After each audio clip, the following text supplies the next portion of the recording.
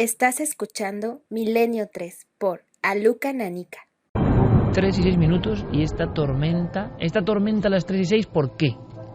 Tormenta planetaria. El día del relámpago, que se ha dibujado aquí mismo en Milenio 3. El día del relámpago es la saga continua de Caballo de Troya. Bueno, se han quedado muchas preguntas en el aire porque Los Caballos de Troya, ya sabéis que se ha publicado el último hace escasamente unos meses. Supuestamente el Caballo de Troya 9 era el último, ¿no? Era el último, pero la gente se ha quedado con muchas preguntas. ¿Qué le sucedió al mayor tras su regreso a 1973? ¿Fue el general Curtis un traidor? ¿Murió Eliseo? ¿Se hundió la cuna en el Mar Muerto? En fin, quien hemos leído la saga de Caballo de Troya nos hacemos estas preguntas que nos quedábamos con las ganas de que nos la contestara Juanjo Benítez. Y ahora la novela El día del relámpago es la pieza que faltaba. Resulta que ahora nos va a contestar a todas esas preguntas y por fin todo va a cobrar sentido. Juanjo Benítez, sobre las presentaciones evidentemente, es una persona que siempre ha utilizado desde sus crónicas en la Gaceta del Norte tras los ovnis aquello de el as en la manga, ¿no? Eso es. ¿Y esto es un as en la manga en la saga de Caballo de Troya? Sí, parece que ahora ya se va a cerrar del todo esa saga, nos va a contestar a todas las preguntas, vamos a saber la realidad de todo. Pero nosotros la queremos saber, pero también queremos que la conozcan nuestros oyentes. Por eso vamos a hacer un sorteo. Ajá. Vamos a regalar 2 libros cada semana. Van a ser, yo creo que 3 semanas, Fermín. Eso es, durante 3 semanas. Tienen que entrar nuestros oyentes en cadenaser.com/milenio3 y contestar a una pregunta. Pueden hacerlo hasta el viernes que viene. Se dará la respuesta el sábado. Concurso de Milenio 3, lo pueden buscar el día del relámpago. La primera pregunta es, ¿cómo se llamaba el niño mestizo que tenía los huesos de cristal y que fue sanado por Jesús? Y hay 3 opciones. A, Jasón, B, Ramsés o C, Ajasdarpán. Bueno, pues que contesten y ahí entrarán en el sorteo para ver si ganan uno de esos libros. A ver, que yo me entere. En las 3 próximas semanas, sí, 3 concursos, sí, con unas preguntas sobre el mundo de Caballo de Troya. Exactamente. Y sorteamos 2 ejemplares del Día del Relámpago. Eso es. Oye, perfecto. Y tendrán toda la semana para contestar a esa pregunta. Si no la saben ellos, pues que se lo pregunten a su madre, que seguro que ha leído Caballo de Troya, o a su tío, padre, o a su padre, sea. o a quien sea. Hombre, porque si hay una saga de libros que ha generado una cuestión familiar y casi como el libro secreto de los presidentes, hereditaria, ¿no?, de pasarse de generación en generación. Se hizo muy famoso Caballo de Troya cuando el príncipe Felipe, ojo al dato, salió diciendo que era su libro preferido, en el año 86, ¿eh? Y eso generó un sinfín de cuestiones. Bueno, pues nada, perfecto. El Día del Relámpago. Gran título, gran foto, porque lo que ha pasado en el Vaticano también le da una fuerza, ¿no? El relámpago, ni más ni menos. Bueno, pues gracias a Editorial Planeta, esta iniciativa de Editorial Planeta que edita nuestro compañero Javier Sierra y edita nuestro compañero, en breve, Javier Pérez Campos, ¿no? En primicia, lo hemos dicho, pero... Ah, ¿no lo sabía nadie? No, pero bueno, está bien que lo contemos ahora porque va a ser dentro de poco y bueno, ya estamos ahí ultimando los preparativos y deseando decir ¿Quién algo. lo ha visto? ¿Y quién lo ve a este chico? ¿Quién lo ha visto? Y quién lo ve a este chico? También, que es verdad que muchos lectores os echamos de menos. La gente de Planeta se porta fantástico con Carmen y conmigo. Ahora mismo es imposible, porque pero ojalá lo logremos. Nos pero tiene abducida, Alma. Yo he visto alguna cosa, yo voy a decirlo, yo he visto alguna cosa de Javier Pérez Campos, no voy a contar nada más, con su nombre y el sello Planeta, y me he sentido muy orgulloso. Me he sentido muy orgulloso de que alguien con 24 años haga ese libro, tenga el sello Planeta, que significa mucho y es mucha responsabilidad. Jolín, el sello de JJ Benítez, ¿no? El sello de Antonio Rivera, el sello de Andreas Faber-Kaiser, el sello de Fernando Jiménez del Oso, el sello míticos de la colección Documento, ¿eh? Los más míticos y, del misterio. Por cierto, Planeta no nos paga nada a nosotros por esto, ¿eh? Que la gente puede pensar que, oye, Iker, ¿cómo se lanza? Yo soy un mitómano y me siento orgulloso, Javi, y iremos contando cosas. ¿Te parece? Y sabes que te lo agradezco y por eso sois casi de los primeros en tener estas informaciones. Así que bueno, ojalá pronto pues podamos ir contando más cosas. Ojalá, compañero. De momento, el Día de Relámpago es protagonista y la pregunta ya en cadenaser.com/milenio3. ¿Qué te parece si vamos con unos pocos mensajes simplemente, quizá por este viaje que hemos hecho a la España extraña, nunca mejor dicho, o al mundo de las puertas del infierno? Muy breve, y luego seguiremos, ¿no? Porque enseguida nos espera Hitchcock y ese sonido, ¿no?, de alguna forma, de las cuchilladas míticas más legendarias de la historia de la tele. Vamos allá. Pues mira, Perdicas nos dice el Minotauro una explicación a los demonios del ser humano, al laberinto que te pone la vida que tienes que sortear. Antonio Rubio, ¿y si esa tal puerta del infierno está en un volcán y por eso será por el nombre Puerta del Infierno, por lo que se lo pusieron, porque hay una puerta del infierno que se la ponen por algo parecido. Es por unos gases que llevan durante 40 años ardiendo y siguen, y es una de las bocas del infierno actual. Como decía nuestro amigo Marco en Nápoles, la solfatara, ¿no? Sulfatara. Perful dice, curiosa la procedencia de la palabra averno.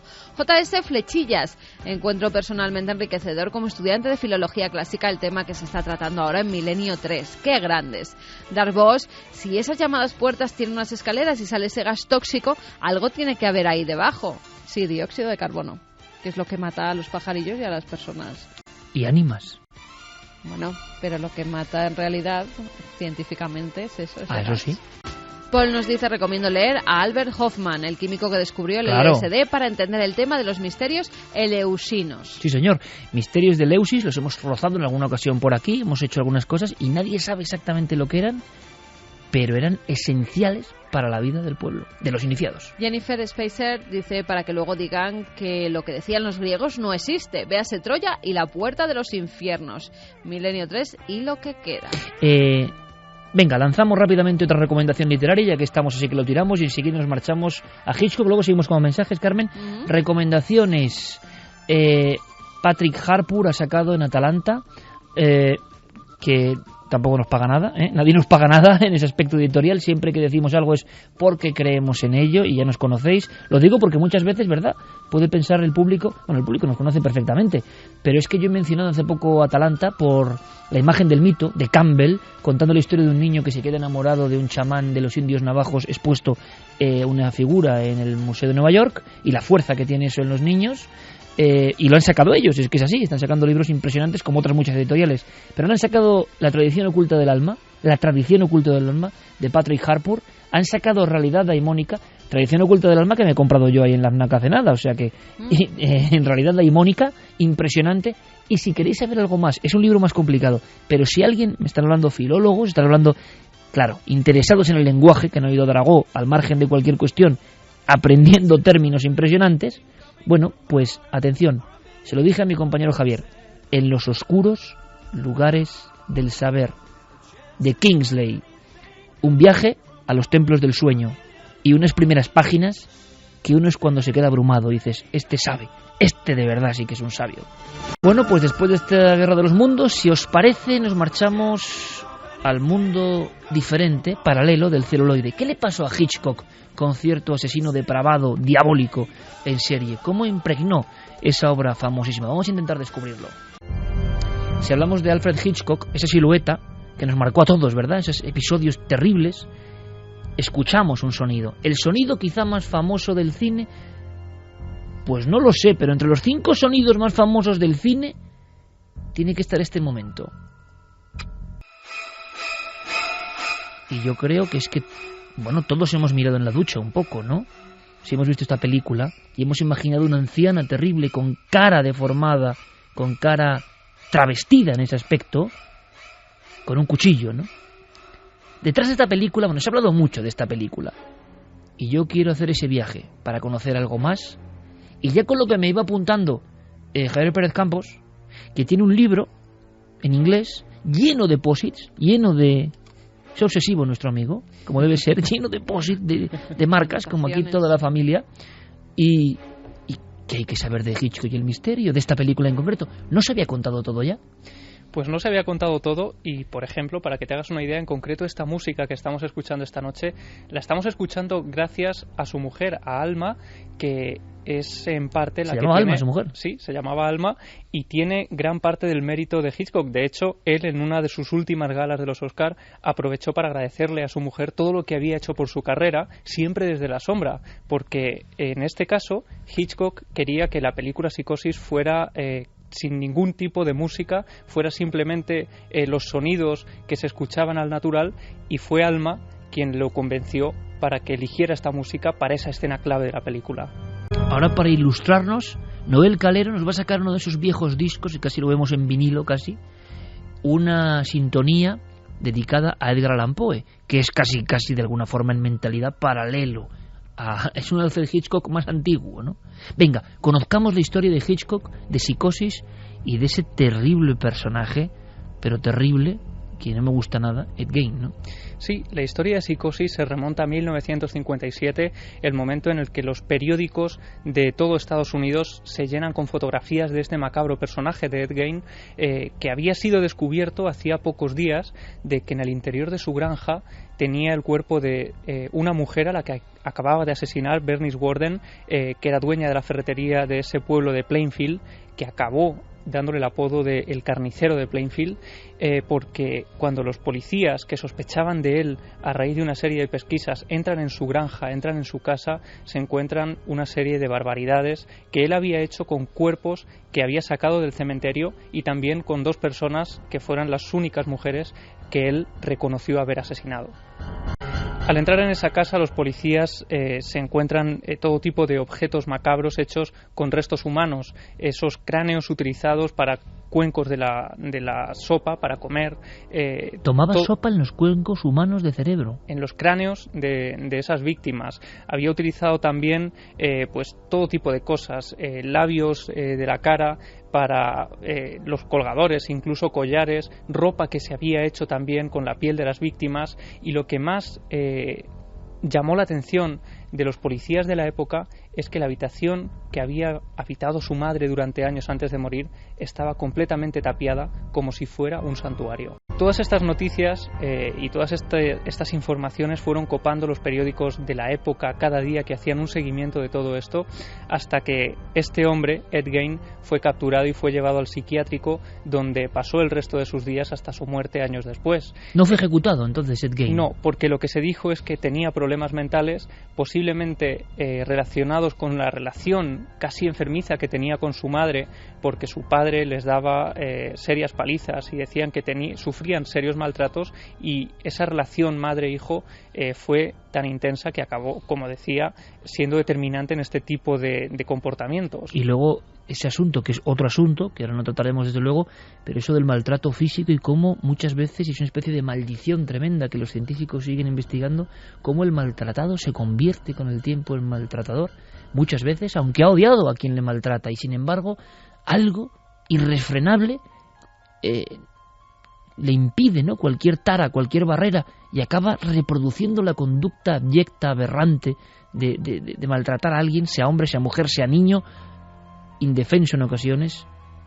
Y eso ocurre, y es un problema científico que nadie sabe exactamente cómo resolver. En el caso de Ed Gein, de una forma tremenda, ¿no? Hijo de un drama, y reproduce el drama hasta niveles del horror, ¿no?, de generar esa especie de tienda de los monstruos, de los cadáveres. Sí, de hecho, durante años la población de Plainfield tenía miedo a que esa casa se convirtiera en el atractivo turístico de personas morbosas que acudieran allí para visitar esa casa del horror. De hecho, poco antes de la muerte de Ed Gein, su casa apareció completamente quemada, vasto de las llamas. Nadie supo exactamente cuál había sido el origen del fuego. Una vez más, el fuego como elemento purificador, como purga de un sitio maldito, ¿eh? Hablábamos de las puertas del infierno, y para los habitantes de Plainfield, que no tienen historia reconocida antigua, eso era una puerta del infierno, claro. Sin duda, de hecho, ellos estaban casi agradecidos a ese fuego que, según todos ellos, había llegado casi de la nada. Lo que no se llevó el fuego fue la furgoneta de Ed Gein. La furgoneta de Ed Gein, con la que él transportaba los cadáveres del cementerio a la granja, fue comprada en una subasta por unos feriantes que fueron llevándola pueblo por pueblo de los Estados Unidos, permitiendo el acceso a los visitantes que quisieran entrar en ella. Algunos decían que incluso aún manchada de sangre por algunas de las atrocidades que había cometido, y con uno de esos letreros que decía: visiten la furgoneta de Ed Gein, la misma en que el asesino transportaba los cadáveres del cementerio a su propia casa. Esto ya cuando la morbosidad llega a una... que es lo que estamos viendo también hoy por Internet, la red global, ¿no?, también, ¿no?, cuando la morbosidad llega a un aspecto insano, que es clarísimamente negativo para la esencia de un ser humano, y lo sabe, pero ese morbo le llama y le acaba deformando. Mucho antes de la red de Internet estaba, por ejemplo, Ed Gein y otros muchos asesinos despiadados, alimañas humanas, ¿no?, por decir algo. Pero hay una cosa que no acabo de entender, había cadáveres de cementerio, pero él, digamos, puso la guinda de ese pastel macabro con 2 muertes reales, con 2 asesinatos. Sí, porque él lo que necesitaba de alguna forma, según sus palabras durante los juicios a los que fue sometido era piel fresca, piel recién obtenida de los cuerpos para hacerse esos trajes, esas máscaras también que se hacía y todos esos abalorios con restos humanos que tenía desperdigados por toda su casa. ¿Cuándo llega Hitchcock a esta escena? Pues fíjate, esta historia tuvo tanta fuerza y caló tan hondo en la sociedad norteamericana que obsesionó a partes iguales a gente como por ejemplo Tobe Hooper, el autor de La Matanza de Texas. Se inspiró en esta película y estuvo completamente obsesionado por esta figura, por Ed Gein, durante el rodaje y durante parte de la escritura del guión. O sea que a veces, como ocurre con algunas figuras demoníacas, en mi opinión, demoníacas, o sea, ejemplo del mal, que la gente le da como mucha cosa, no, es que tenía problemas, el mal en acción, claro, porque imaginemos a las pobres víctimas, claro, imaginemos a las pobres víctimas que nadie se acuerda de ellas, el mal en acción, pero ese mal, como un abismo que atrae a algunos creativos, algunos creadores, los abduce y no es un trabajo normal, por ejemplo, el de La Matanza de Texas, es que el director le ocurrió la misma enfermedad, la misma fiebre que a Hitchcock. La misma que a Thomas Harris, por ejemplo, también para escribir El silencio de los corderos, y la misma efectivamente que a Hitchcock. Vaya triada, Thomas Harris, Tobe Hooper y Alfred Hitchcock. Que antes de Hitchcock había llegado a un escritor norteamericano que de alguna forma fue el primero en escribir Psicosis, ¿no? Fue Robert Bloch, esa persona que vivía solo a un centenar de kilómetros de Plainfield, el lugar donde había actuado Ed Gein, por lo que conocía la historia de primera mano. Él escribió esa novela, Psicosis, y casi al poco de salir llegó una copia a manos de Alfred Hitchcock. Alfred Hitchcock en esos momentos había recibido ideas de Paramount y de todos sus productores para que hiciera una película sobre el diario de Ana Frank. Le decían que eso era un éxito asegurado, que él tenía que obtener beneficios a través de la fama que adquiría en aquellos momentos. Y era una estrella mundial Alfred Hitchcock en aquel momento. Y sin embargo se condenó a hacer un proyecto en el que nadie confiaba, en el que nadie creía y que incluso la mayoría repudiaba. De hecho, Hitchcock, cuando estaba leyendo esa novela de Psicosis durante la noche, muchas veces despertaba a Alma en medio de la madrugada solo para leerle algunos trozos, algunos párrafos, obsesionado con ese personaje de Norman Bates, que en realidad sería el alter ego de Ed Gein. O sea, estamos de nuevo, Javi, en el genio, la creatividad, la obsesión, y cuando ya una cosa no es un trabajo, cuando esa cosa que tú creías que dominabas te domina a ti. Completamente. Y de hecho, él llegó a sufrir auténticas pesadillas en mitad de la noche con esa figura de Ed Gein. De hecho, en una película muy reciente que protagonizaba Anthony Hopkins, imitando a ese personaje, ¿no?, de Alfred Hitchcock de forma casi magistral, pues su conciencia aparecía como la figura de Ed Gein, porque ellos habían captado cómo ese personaje durante el proceso de creación de Psicosis se había adueñado del gran director de Hollywood. ¿Me quieres decir que el gran Alfred Hitchcock llegó a tener pesadillas? ¿Se le aparecía de alguna forma en pesadillas Ed Gein en su dormitorio, en su casa? Y no son cosas de película, Iker. Como tú decías, tenemos aquí encima de la mesa un libro, Alfred Hitchcock y el rodaje de Psicosis, de Stephen Rebello. Él es un guionista muy importante de Hollywood que mantuvo interesantísimas conversaciones y entrevistas con todo el equipo de rodaje, con el propio director, con Alma, con gente muy cercana al director. El libro se publicó en 1990, pero gran parte de su contenido apenas se ha dado a conocer hasta hoy. De hecho, ni siquiera la propia película hace alusión a algunos de los relatos y de esas partes que se cuentan en este libro. Cosas que vamos a conocer a partir de este instante, Javier. Pues mira, para que te hagas una idea, en el momento en el que Hitchcock termina de leer Psicosis, lo primero que hace es pelear con todo su entorno para que acepten que esa es la película que él va a llevar a cabo. Paramount desde el primer momento se niega en rotundo a producir una película similar, hasta tal punto que es el propio Hitchcock el que tiene que hipotecar su casa y producirla con el dinero de su propio bolsillo, convenciendo completamente a Alma, su esposa, que confiaba en él plenamente, pero que también de alguna forma intentaba reconducirlo y decirle que quizá esa película no era lo mejor para su carrera cinematográfica. Él se juega su dinero. Se juega su dinero y no solo eso. Y su eso, futuro posiblemente, ¿no? Su prestigio también como director, porque era algo completamente alejado a lo que el director venía haciendo de un tiempo a esa parte. Y además, en el momento en el que él decide que va a seguir adelante con el proyecto, manda que la gente de su entorno salga a las tiendas, salga a las librerías y compre todos los ejemplares posibles de Psicosis para que nadie tenga constancia del final. Y estamos ante una escena, yo creo que también muy importante, ¿no? Porque hay una especie de mal global de cuando alguien tiene éxito o es un Hitchcock, decir, no, claro, tenía el apoyo, la publicidad detrás de él, pero en todos los seres geniales hay momentos en que se la juegan, en que no tienen nada, en que están delante de un abismo y solo su fe en su obra, a contracorriente, les obliga a tomar un camino. Luego qué sencillo es verlo desde fuera, o ver Psicosis ahora, que puede parecer otra cosa. Claro, en su época era un escándalo, era algo bizarro, aberrante y demasiado extraño y profundo, ¿no?, en cuanto al sondeo del mal. Pero qué bonito, yo no lo conocía, desconozco todo lo que estás contando, Javier, pero me gusta ese Hitchcock que hipoteca su casa. Y si vamos a grandes figuras que han tenido ese éxito absolutamente reconocido incluso, nunca lo han tenido fácil. Los que de verdad han triunfado nunca lo han tenido fácil y en cierto momento incluso se han jugado todo lo que tenían con esa extraña fe, ¿no? Una fe que era lo único que le impulsaba hacia adelante a seguir con esa película porque, como decimos, todo su entorno estaba a la contra. De hecho, una vez que él ya decide continuar con el proyecto, tengamos en cuenta que la película se estrena en 1960. Ed Gein había sido capturado en 1957. Solo habían pasado 3 años y Hitchcock ya estaba hablando de hacer una película sobre esos crímenes. Y lo primero que hace es una rueda de prensa en la que convoca a los principales medios de la ciudad y les explica que su próxima película estará basada en esos crímenes de Ed Gein. Damas y caballeros de la prensa, buenas tardes.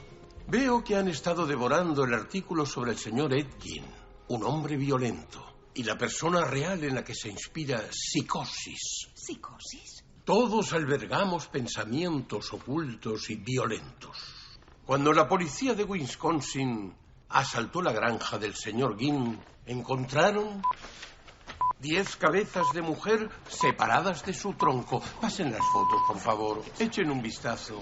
Máscaras de piel humana. Unos labios atados a un cordel para subir la persiana. Y un bote lleno de narices humanas, así como... ¿En serio va a ser esta su próxima película, señor Hitchcock? Esa es mi intención, querida señora. Lo siguiente que hizo Hitchcock para intentar que el gran final de la película, del guión en concreto, no saliera a la luz antes de tiempo, es entregar los guiones a los actores recortados. Las 10 últimas páginas del guión no estaban allí, de forma que nadie en el equipo sabía cómo iba a terminar la película. Y no solo eso, sino que también en el primer día de rodaje el director reunió a todos los actores y a todo el elenco de la película para hacer un juramento con su mano derecha en alto de que no iban a revelar absolutamente ningún detalle del guión de esa película. Buenos días a todos. Buenos días. Levantad todos la mano derecha. Juro solemnemente. Que no divulgaré. El argumento y los muchos secretos de Psicosis. Ni amigos, familiares, periodistas, ni al casi expresidente Dwight D. Eisenhower. Muchas gracias a todos. Así Hitchcock consiguió llevar adelante ese proyecto en el que no creía absolutamente nadie, en el que estaba todo a la contra, tenía todo a la contra, y sin embargo, poco después de terminar el rodaje, tuvo que seguir lidiando con la productora, con Paramount, porque no quería estrenarla en ningún sitio, querían imponerle escenas o borrar determinadas escenas que no podían emitirse de ninguna forma, ante lo que él se negaba en rotundo. Y fíjate, Iker, en una historia como esta, llena de detalles escabrosos, hubo uno en concreto que es el que puso el grito en el cielo para el cine americano, y era que en la escena del baño apareciera una taza del váter. Pero ¿y eso por qué? No lo acabo de entender. Pues fíjate, es una cosa un poco extraña, pero es que para la sociedad norteamericana ver una taza del váter en una película era algo como... ofensivo. Demasiado ofensivo. Y lo llegaron a poner incluso por encima de esas escenas de la ducha o de los otros asesinatos que aparecen en la película. Pero es curioso porque una de las escenas en las que más esmero puso Hitchcock es esa escena de la ducha. La más célebre, seguramente si se hace una compilación del cine del siglo XX, hay muchas que empiezan con la cara de la actriz en la sombra del cuchillo, ¿no? O sea, yo creo que es una de las 10 escenas más importantes de la historia del cine, seguro, ¿no? Segurísimo. Y él dice que esa escena en concreto en el libro es la única casi que le impulsó a hacer esa historia. Una historia en la que la protagonista muere a los 30 minutos de la película. Es decir, es un guión un tanto extraño para lo que se llevaba en esa época. A mí, ¿sabes qué? Y ahora seguimos descifrando cosas, yo no sé, Carmen, ¿tú qué recuerdo tienes de Psicosis? De algún par de visionados y encima, claro, en la televisión. Y yo no sé si incluso Chicho Ibáñez Serrador hizo alguna reversión o presentó o puso él una introducción o una emisión de Psicosis en algún viernes por la noche, hablo de final de los 70, claro, aquello se te queda como... La escena de la ducha evidentemente me sigue produciendo escalofríos, porque el hecho del cuerpo mojado en la ducha y un cuchillo de cocina es como muy impresionante. Y el mundo está ya acostumbrado a ver cosas muy impresionantes, pero eso sigue haciendo daño. Lo rodó de tal forma que sigue haciendo daño, ¿no? Pero a mí hay una escena de Psicosis, fijaos, que es un poco la mente selectiva y que no se me marcha, que es la protagonista en su coche sola, en la carretera, la oscuridad que le rodea es una oscuridad tan maligna, pero ella va simplemente por una carretera con el coche y tiene ya un rictus de inquietud. No pasa nada, no hay ningún fantasma en la carretera, no hay ninguna luz extraña, no aparece ninguna sombra, es una mujer en la carretera. Pero claro, si alguien a otro nivel contempla una de las joyas del cine español, que es Muerte de un ciclista de Bardem, de Juan Antonio Bardem, verá algunas escenas de inicio muy parecidas, solo que son Closas y Lucía Bosé los que van en un coche, es el Madrid del extrarradio, es ya el campo, es una escena muy parecida a esa de Psicosis y genera también ese miedo. O sea que imagino que como todas las grandes películas, cada uno tiene su propia lectura, ¿no? Bueno, y es que es una escena que de alguna forma ha impregnado muchas imágenes, ¿no? También en el cine, y que ha sido casi traducida en otras tantas versiones. Pero para que te hagas una idea del momento en el que se decide dar el impulso final a Psicosis y llevarla a las salas de cine de todo Estados Unidos, Paramount decide que solo se va a emitir en 4 salas, en 4 ciudades que son Nueva York, Chicago, Boston y Filadelfia. Esa es la poca fe que tenían en la película, que creían además que iba a ser una forma de echarse incluso a la ciudadanía encima por esas imágenes. Por obsceno, ¿no? Claro, en las que además hay que tener en cuenta que él había rodado con el absoluto cuidado para no echarse encima a toda la censura que ya tenía detrás de sus pies. Y en ese momento en el que él decide que se proyecte esa película, tiene la idea de hacer lo que hoy llamaríamos marketing viral, ¿no? Ya lo hizo Hitchcock en el 60, el marketing viral. Sí, porque él lo que hizo es escribir una especie de folletos de su puño y letra que mandó a las salas de cine donde iba a ser proyectada, dando unas pautas muy concretas que tenían que seguirse a la hora de proyectar la película. Por ejemplo, avisaba de que había que tener contratados un número más importante de lo habitual de seguridad, porque decía que los altercados que podían producirse ante una película tan impactante podrían ser tremendos. Aquí volvemos al mito, Carmen, del exorcista y las ambulancias, que nunca se ha sabido si era de verdad o era parte de la propaganda de la compañía, ¿no? Era verdad, yo he llegado a ver fotografías en las que en la puerta, no sé si por casualidad o no, en la puerta del cine, pero que se emplearon, ¿no?, como elemento se incendiario. Lo cierto es que sí que es verdad que hubo desmayos tras ver esa película, gente que se salía directamente del cine viendo El Exorcista, porque eran unas escenas tan tremendas a las que no estaba acostumbrada la gente y tan realistas que verdaderamente hacían eco en las personas. Yo creo que es que incluso El Exorcista, el infarto que le dio en Barcelona a un ciudadano en nuestro país viendo El Exorcista. Yo creo que es que El Exorcista en el 74 sobre todo representa lo mismo que Psicosis en el 60. Sí. Es una ruptura, es una apertura hacia el miedo más inconcebible, más profundo, ¿no? Y cómo es la reacción y más realista. Y más realista. ¿Y cómo es toda la reacción de Psicosis? Bueno, de hecho, eso que tú estás diciendo aparece escrito en este libro, que no has leído, y que esta persona, este guionista, lo cuenta y hace esa comparativa de Psicosis con El Exorcista. ¿Sí? Posteriormente. Mira. Vamos a escuchar un corte también de la película, en la que es una película, pero está reflejado y está recogido de esos panfletos originales que Hitchcock escribió de su puño y letra, con esas referencias a las salas de cine sobre cómo proyectar Psicosis. Hoy puede haber altercados. Y como Psicosis es tan aterradora, los vigilantes pueden ayudarles a ocuparse de los clientes que pierdan el control. Cuelguen nuestros relojes en el vestíbulo para recordar al público las horas de inicio de Psicosis. Se ha solicitado al gerente de este excelente cine que no deje entrar a nadie en la sala una vez iniciada la proyección de Psicosis. A fin de poner aún más de relieve el suspense y el implacable impacto de Psicosis, recomendamos encarecidamente que, después del rótulo que anuncia el fin, bajen el telón que oculta la pantalla de la sala durante 30 segundos seguidos.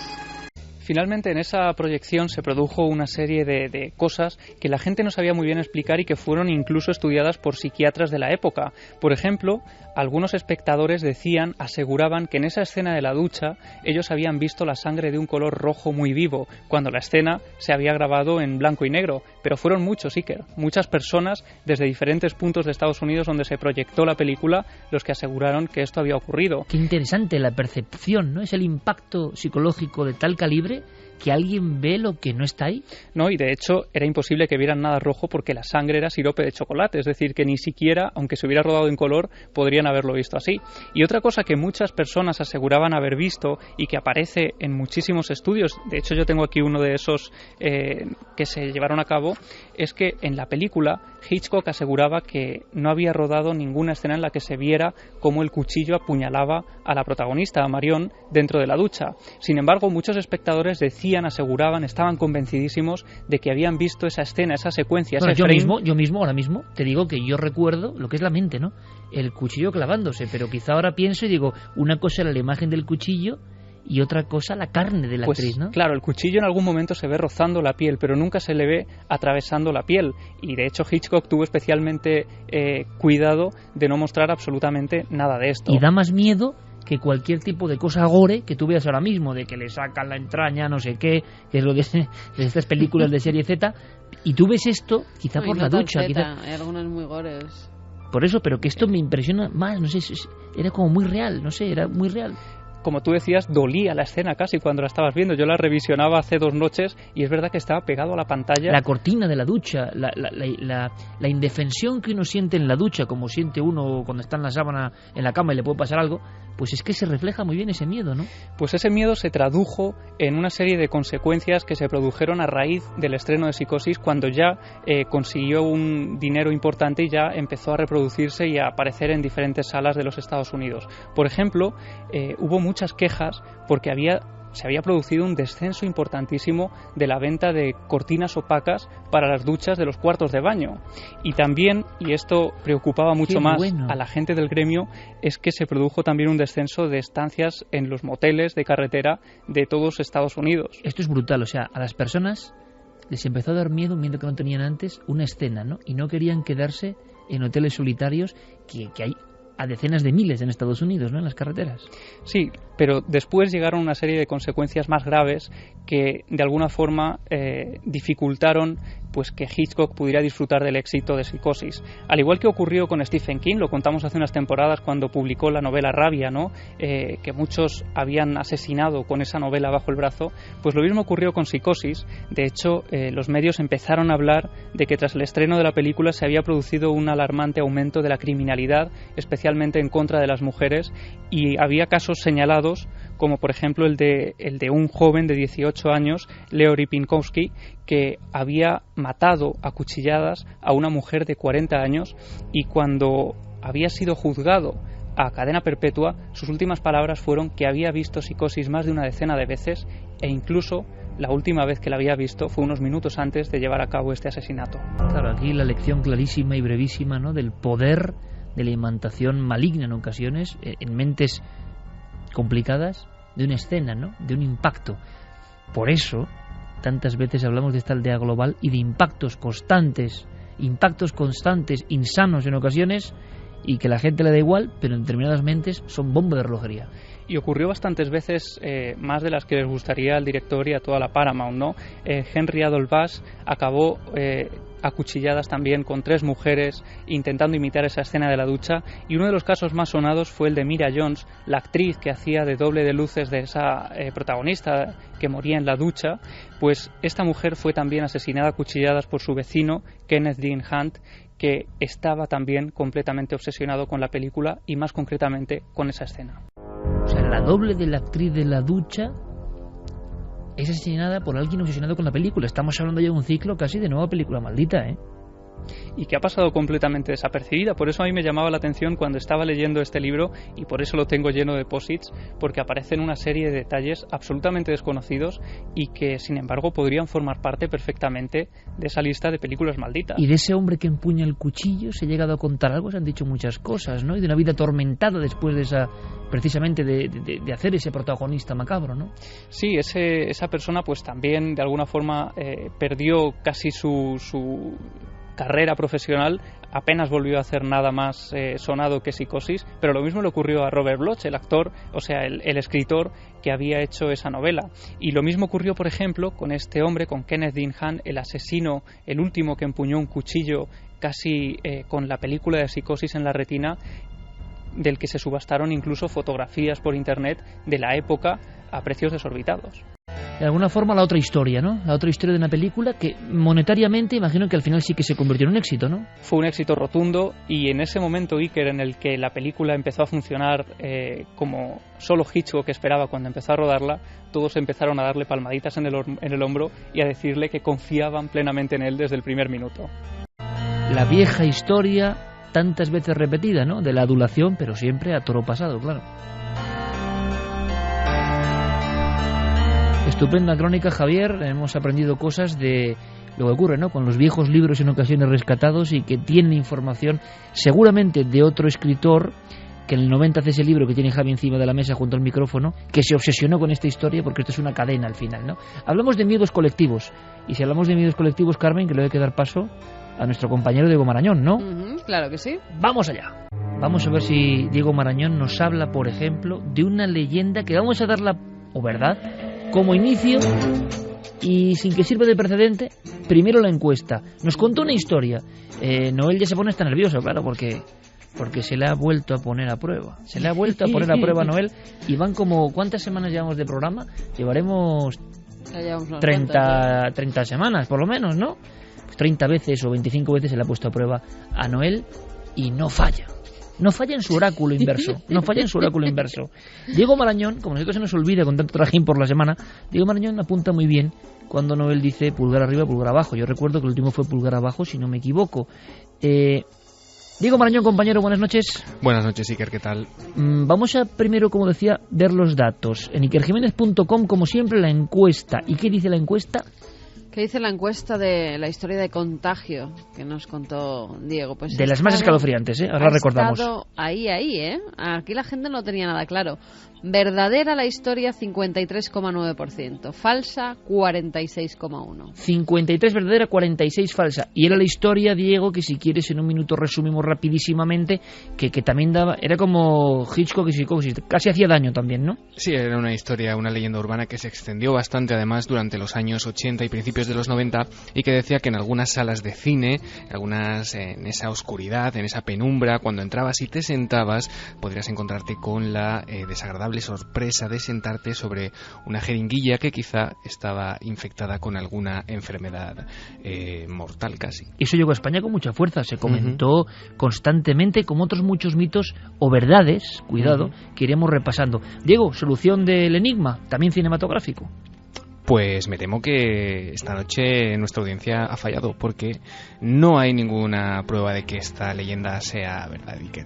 Y es curioso. ¿Me porque... quieres decir? Bueno, acabo de ver a Noel disimulando detrás de las pantallas y de los múltiples mandos. ¿Sabes lo que estaba haciendo Noel ahora mismo? Y no estoy mintiendo, ¿verdad, Carmen? No. Estaba haciendo así como cuando metemos un gol en nuestros partidos, o sea, con el puño puño cerrado, o sea, parecía ahora mismo, no sé, el mismísimo Santillana o Mejido y compañía. ¿Estás seguro de que no hay ningún recorte antiguo por ahí que diga aquel que se pinchó con una de esas agujas? Hombre, a mí me alivia saber que es una leyenda urbana, ¿eh? Yo te aseguro... Juraría que he visto algún recorte diciendo que no... Sí, en el periódico de siempre que leías en la facultad, historias del mundo, ¿no? Noticias del mundo.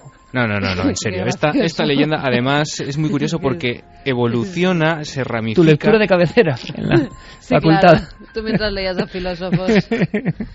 Por supuesto. Sí, claro. A ver, Diego, cuéntame. No, que os comentaba que esta leyenda pues tiene varias ramificaciones, y algunas es curioso que se han ido perdiendo con el paso del tiempo, porque, claro, en años recientes, con la expansión de los teléfonos móviles, poca gente o muy poca gente utiliza ya las cabinas. Bueno, pues esta misma leyenda se ha contado, Sí, señor. efectivamente, que estas jeringuillas estaban en el orificio por donde te salía el cambio de la cabina. Claro, como esto Sí, ya señor. Sí, es señor. tan poco usado, pues esto se ha dejado se ha dejado atrás en el tiempo y se ha centrado en los últimos años, especialmente los emails se centran pues en las salas de cine, que es un lugar al que la gente sí que sigue acudiendo. Oye, yo me quedo aliviado en este caso. Bueno, Noel ha triunfado sin duda alguna, pero hay una cosa muy interesante y es cómo el miedo vertebra perfectamente las cosas. ¿Quién pensará primero esa historia? O sea, donde tú metes el dedo para coger el cambio, o sea, un espacio cuadriculado oscuro donde tú no tienes ningún control y metes el dedo, ¡pam! Ahí está la gente. Y menos mal que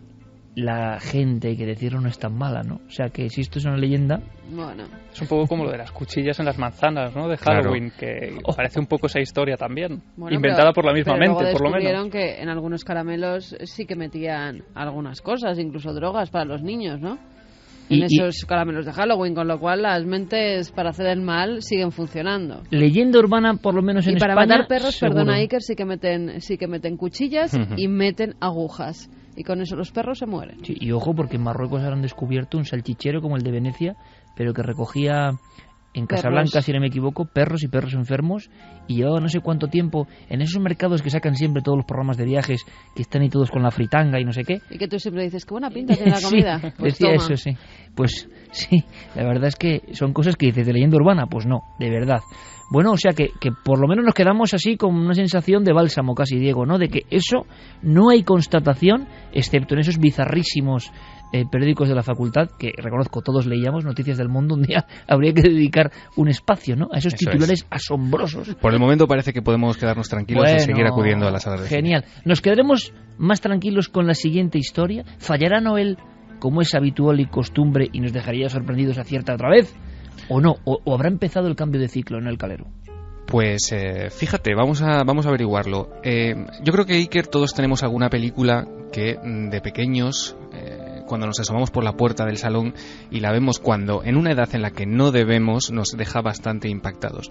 Eso debió pasarte a ti porque te confirmó que lo de Chicho con psicosis ocurrió. ¿Ocurrió? Sí, y tú tenías 8 años, porque esa película, tengo aquí los archivos, se emitió en Mis Terrores Favoritos el 9 de noviembre del 81. Explícame qué hacías tú con 8 años viendo Psicosis. Pues estaba en casa de mi primo Roberto, como no, y estaba viendo, como él era más mayor que yo, la película, y me acuerdo perfectamente del salón, la imagen de esa película en blanco y negro, la luz apagada, y claro, y eso no se olvida. Qué bien, Diego, pensé que era un sueño, una pesadilla. No, ocurrió. Bueno, pues eso que a ti te ocurrió con Psicosis, a mí me ocurrió cuando era también muy, muy pequeño, supongo que otros 8 o 9 años, con otro clásico del gore y del género slasher. Me ocurrió con Pesadilla en Elm Street.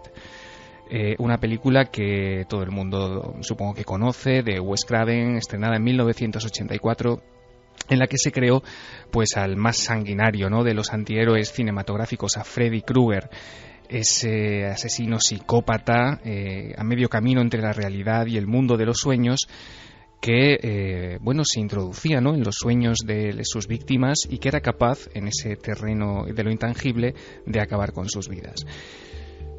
Pero, ¿qué pasa, Iker, si esto, aparte del argumento de esta saga de películas, fuese algo más que una idea de guión? ¿Y si existiesen víctimas, Iker, que han muerto durante sus sueños? Es decir, gente que tras luchar durante horas o durante días para no caer dormidos, intuyendo que algo podía ir mal, en el momento en el que han caído en los brazos de Morfeo, han encontrado la muerte.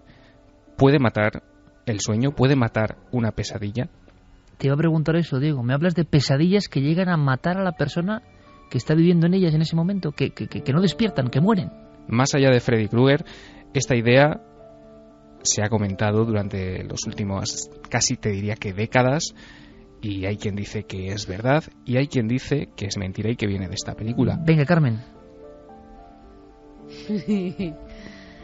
Pues no lo sé. La verdad que pienso que sí.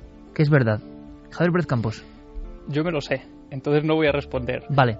Pero te voy a contar una cosa, y estamos hablando en una noche de cine y obsesiones. Robert Englund, precisamente, el actor que daba vida a Freddy Krueger, estuvo también obsesionadísimo con ese personaje. Decía que le visitaba durante las noches y, de hecho, una vez aseguró haber llegado a verlo.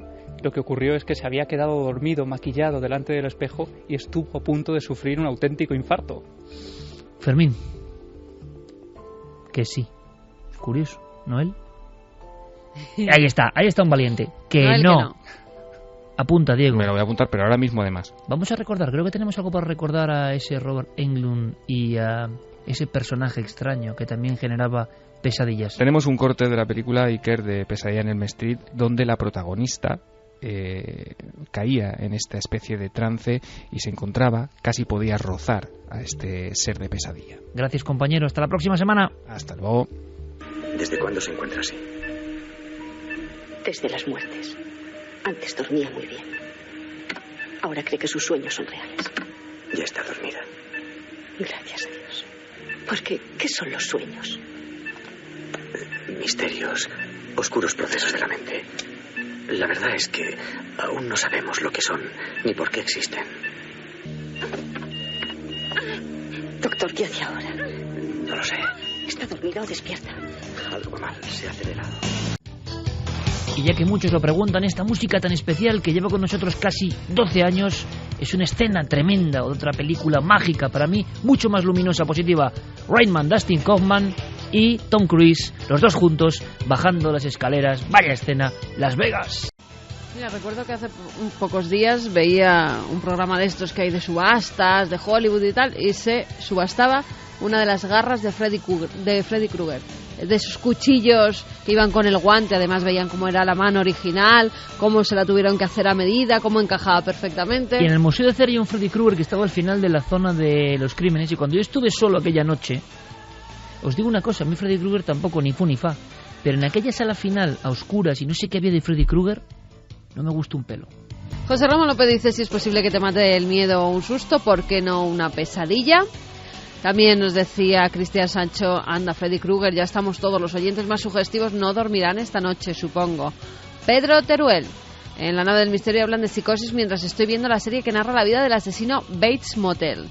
Doctor Alban, el gore es lo peor que ha dado el cine de sí. Santiago Romero, lógico, ningún miedo supera al que nuestra mente es capaz de crear. Sergio Basso nos dice que al final de Psico hay una imagen subliminal, una calavera, su madre, sobre la cara de Norman Bates. Darvos. O sea, fíjate, hay subliminalidad en el terror antes del Exorcista, que se supone en el 73, las primeras imágenes subliminales brutales, que dan un miedo que vamos, no lo veo yo esa película solo, lo he dicho muchas veces y no la veo, pero el momento en que aparecen las máscaras, que tú lo analizas en un libro de los tuyos, Carmen, de La Iglesia y sus demonios, creo que es, las máscaras blancas que solo son pruebas de maquillaje de la doble, pero colocadas de forma subliminal, es terrorífico. Sí. Darvos nos decía que para ver Posesión Infernal en el cine te dan una bolsa por si hiperventilas. La versión de ahora que han sacado, ¿no? Era otra de esas estrategias de marketing que utilizaba el maestro antes de Hitchcock, ¿no? Sí, pero en el 60, claro. Bueno, a lo mejor te la dan para vomitar, ¿no? Si puede ser, la película. puede ser. David dice... Con algunas se forrarían con eso. David, que ha nacido un nuevo milenario. El 31 de bravo. marzo ha sido papá por primera vez.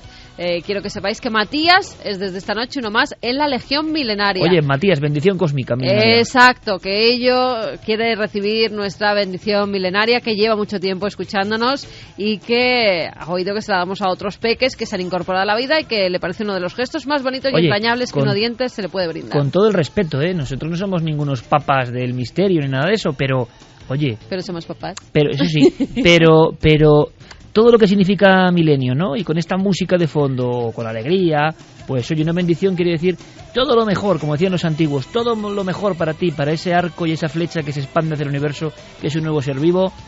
Enhorabuena. Y seres que siguen cumpliendo años. Sombra, que comenta muchas veces en nuestros Twitter, pues que cumple años justo esta misma noche. Dice que sería una ilusión que le felicitáramos. Pues ahí va la felicitación. Por supuesto, claro que sí. Pero a cambio nos tienen que ver mañana. Eso. En Cuarto Milenio. Y el martes en Telecinco. Sí, es una mezcla un poco extraña, ¿no? Es decir, en Milenio 3 en la cadena SER, en Telecinco el martes, el domingo en 4. Yo estoy seguro que estamos ya en el límite. Lo digo ya, luego que no se malinterprete. Estamos ya rozando la troposfera del hartazgo. Y yo espero que no sea así, porque claro, ya no sé qué os vamos a contar, si llevamos tanto tiempo contando un montón de cosas. ¿Sabéis lo que ocurre? Que cuando creemos que ya lo hemos contado todo y la gente dice, oye, ¿cómo surgen los temas? Y dice, pues simplemente investigando, simplemente observando. Cada semana, lo estamos demostrando este año, pasan miles de cosas. Hay que estar atento.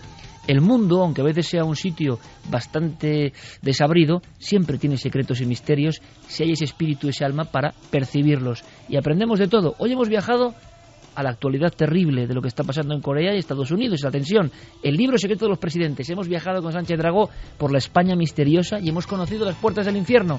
Hemos sabido algo más de una película mítica que ahora veremos con otros ojos. El martes estaremos en Telecinco a las 10 y durante todo lo que llaman late night. El domingo mañana os esperamos como siempre, porque ha ocurrido algo. No os puedo decir más. El equipo de Cuarto Milenio, que últimamente no sé qué pasa, ha descubierto unos esqueletos humanos. Los ha descubierto, es decir, hemos tenido que llamar a la Guardia Civil para ver quiénes son. En un pantano español. Y tienen una historia tremenda. Y los forenses han estado con nosotros haciendo ese levantamiento y ese estudio. Si queréis saber más, mañana sobre las 11:30, estaremos en antena. El martes con ese experimento os esperamos. Nunca nos habéis abandonado, así que espero que estéis ahí con todos nosotros. Ha sido un placer como siempre, Noel, Fermín, Javi, Carmen. Buenas noches a todos. Hasta mañana. Sed muy felices.